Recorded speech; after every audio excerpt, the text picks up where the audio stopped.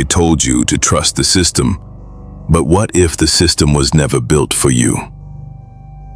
Tonight, we pull the thread and watch the fabric of reality unravel. There are stories buried beneath the headlines, suppressed discoveries, erased timelines, silenced researchers.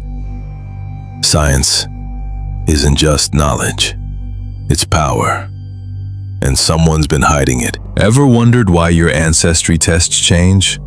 Or why some people's data simply disappears?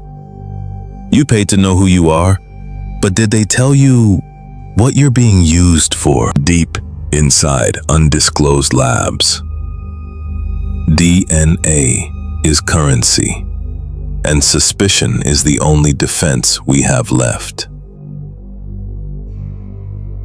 DNA. Finch wasn't just a biologist.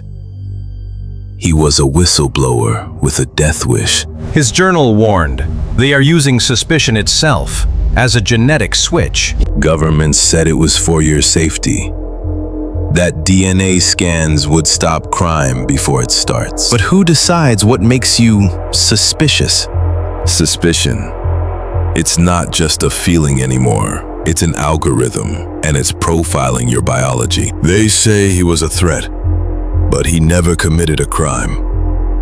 Only his genes raised a flag. Finch's breakthrough wasn't about aging. It was about activation. They linked certain emotions, paranoia, anxiety, mistrust, to gene expression. Your thoughts are now a biochemical fingerprint, and they've mapped it. In moments of fear, whole populations become genetically vulnerable. And the system feeds on it. They told us it was for health, for protection, for evolution. But what if it's for ownership? They've isolated the rebellion gene, and now they're learning how to turn it off. The more you question, the more you become a threat.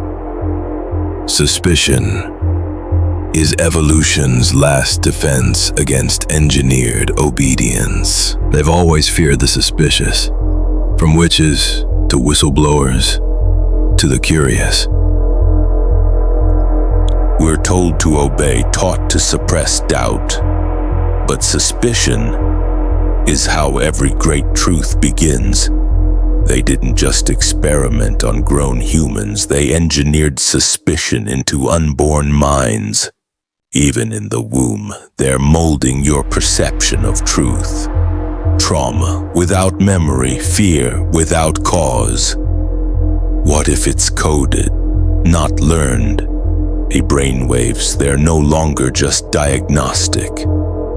They're biometric proof of suspicion. We designed the neural net to scan for anomalies, but the anomalies were just people asking the right questions. Your searches, your heart rate, your moments of doubt, all logged. Finch didn't kill himself, he became a liability to the system. Because suspicion was his greatest invention. They're not just educating the next generation, they're formatting them. There's still hope. Finch built a fail-safe, a genetic antidote hidden in plain sight. The awakening has begun. The suspicious are rising, not as rebels, but as restorers of truth. Well, what they stole, we can reclaim, but only if we dare to ask, are you suspicious enough? They called me paranoid, but paranoia is just the body's way of surviving the lie.